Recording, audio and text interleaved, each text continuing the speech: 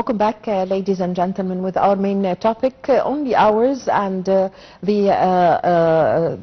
American elections, presidential elections, are going to start a competition between Kamala Harris and Donald Trump. Well, to shed more light on this, we have the pleasure to have with us over the phone our dear guest, Dr. Hassan Wagih, the Professor of International Relations. Good morning, sir. Good morning. Well, sir, how did you follow the preparations for the coming presidential elections that are going to start within hours? Yes, I've been watching for this type of debates, and this type of elections are very important for anyone who is interested in how are at work or what will impact this system.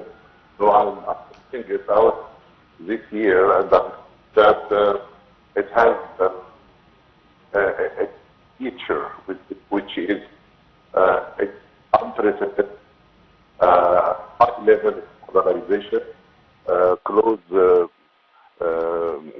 distance between the two nominees, and that we have a lot of important features that the two potential are using. Yes. Good morning, Dr. Hassan. Good morning. Good morning. So, Doctor, talking about the U.S. elections, and we need to know your opinion about the regarding the game changer movement, actually, of President Joe Biden not running for this round of elections, and instead he allowed his Vice President Kamala Harris to take over. So, what do you think about this movement? Yes, that was unprecedented, and it was the first time that a woman leader would go up to the highest level and be a potential president of the United States of America. And I think that Kamala Harris, despite the fact that Trump is there and people are for her, against her, she was successful in getting women's vote. Women's vote enough when election, and you know there are swing states that we have been swing, and I can make every presidential election, and history they came up with prizes. So it could be a great prize that a woman of color and would be the first to, you know, remember when Hillary Clinton said I scratched the glass ceiling. I was the first woman to scratch the glass ceiling, and now I see that Kamala Harris has already far beyond the glass ceiling. So that is unprecedented and new for the team of the United States. Yes, so Dr. Wagih, what is your opinion concerning the campaigns of both candidates? You know, for example, 2 days ago, we saw Donald Trump driving a garbage truck, you know, things like that. Unexpected things, I mean. Yes, novelty is very important when it comes to the discourse of persuasion. So if the potential president is doing something like that, he's attracting the attention, and he's trying to show some signs of modesty, sometimes of getting to the grassroots, and if he does that, you see things like that in the future. And on the other hand, Kamala Harris made a stop in the Saturday Night Live, comic night show, comic night show. Everyone who lives in America is watching, of course, over the world, people now watching that program, and use it is using a lot of language really far away from being serious. But the Americans like very much. Humor is very central to their conversational style. So if you can see Trump with his garbage card against Camilla West Saturday. So we see things that are painted actually for people in a serious situation and in a society which is characterized high level, very high level of polarization. And both candidates seek many other ways to vote and to attract voters to their agenda. Okay, so as you know, everyone is concerned about the situation and the ongoing escalations that are happening in the region. So how do you evaluate the stances of both candidates toward the Middle East crisis, especially that Kamala Harris has given a speech talking about Gaza and giving promises about negotiations to stop the genocide war? Actually, when it comes to these statements and when it comes to the agenda of the two candidates regarding the area and regarding what's happening in Gaza and Lebanon, I think that both of them competing to show that there will be an end to these wars, there will be peace in the Middle East. But actually, I think that the Arab might is climbed a little bit towards Nixon because they knew that when Harris said, I'm going to do my best to bring peace, I think that language has been in use. Biden and prepared for the last 1 year and a half during the war, very beginning of the war, till now. We are saying the same thing, but no concrete action. Some people, and we have seen views with Trump, especially in Mexico with Arab affairs, and he mentioned that he has threats, and he mentioned something about putting an end to all wars like Ukraine and in the Middle East, and if he is more powerful, maybe he will execute that rather than the Democrats. Yes, Dr. Wagih, how would the result of the elections affect the situation in the Middle East, or can we say that whoever wins the stance of the American administration is going to be the same towards the Middle East? Actually, all competitors put, and I think that the world is so exhausted when you see this the danger and the danger that's taking place in the Middle East could have an impact in the entire world. So I think that the two presidents, or the two potential presidents, or the candidates, I believe that they will do their best really, because it is the case of themselves, of the agenda, and for Africa and for the entire world.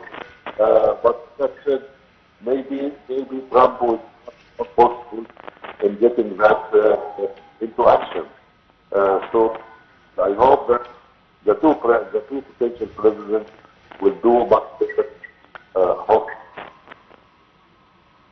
Okay, Doctor, what is meant by the terms swing states and the battleground states and their effect on the votes actually?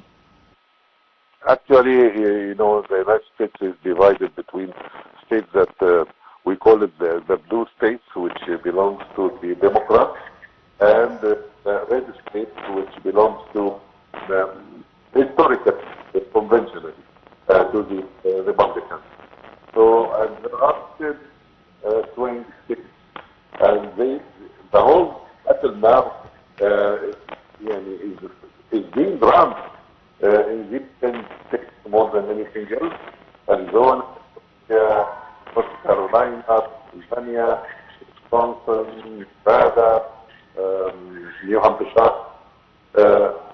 These are what we call, they are called the swing states or purple states. and they would usually bring the end to election. They will tell us who will win. Yes, Dr. Wagih, were the different polls and surveys able to predict the outcome of the American elections?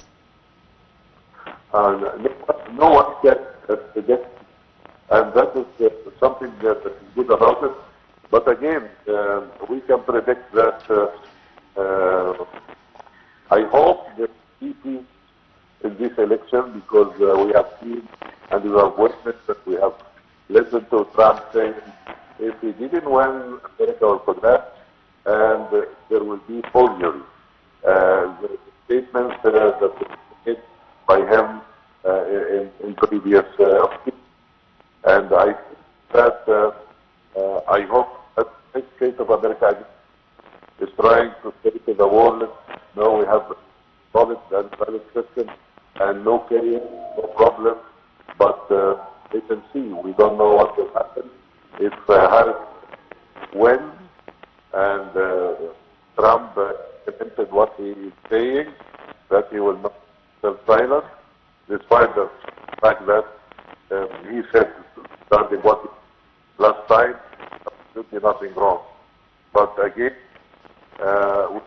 we will wait and see what will happen.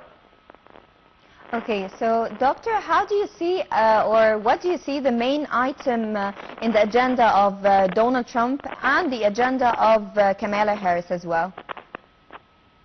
Actually, there are issues. These issues usually very important for the voters.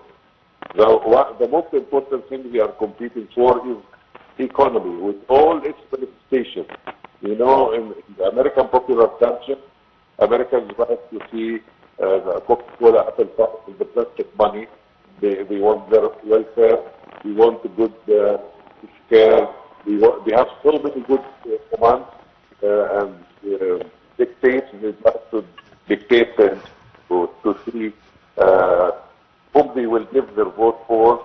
So economy is very important, and they are competing when it comes to economy. And what's the most important thing that we can also recognize is immigration and competition. Both have different views regarding dealing with immigration. We have seen how there's war between Mexico and the United States, and there were a lot of tough measures regarding immigrants during the era of Trump, the previous era of Trump. Again, the issue of abortion is very debatable there. You know, the Republicans used to be since George Bush, the senior and the junior, and rest of the Republicans, we care for what the Christian wants as the end abortion. They are against abortion. They see abortion as killing.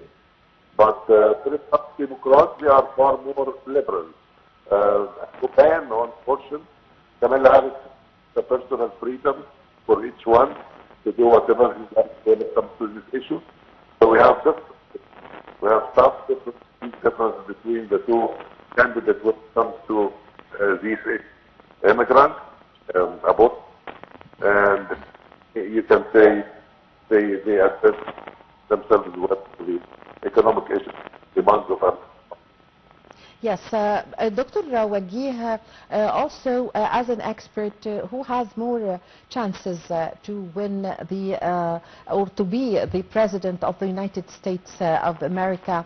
As some analysts, for example, in the States said that they can see that Donald Trump is more near to the people, the way he speaks to the people, having, a sense of humor, doing unexpected actions and acts.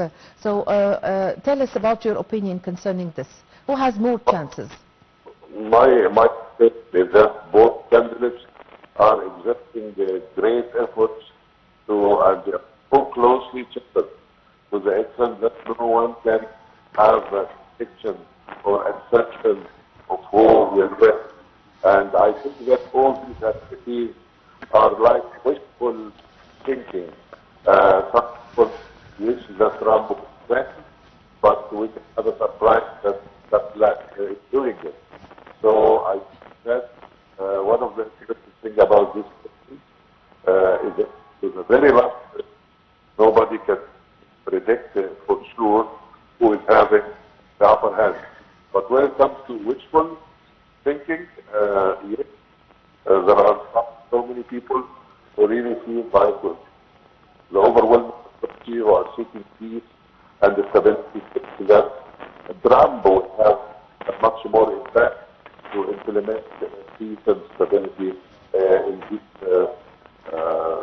areas, the world, the Middle East, and Gaza, and Palestine, and in Ukraine. I think that some people are even, the majority think about thinking the direction of Trump.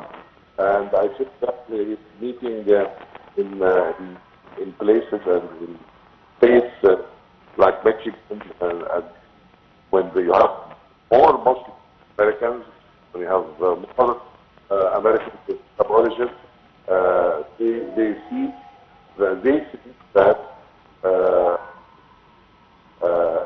have a way, and they wish. It's not wishful. That's the way.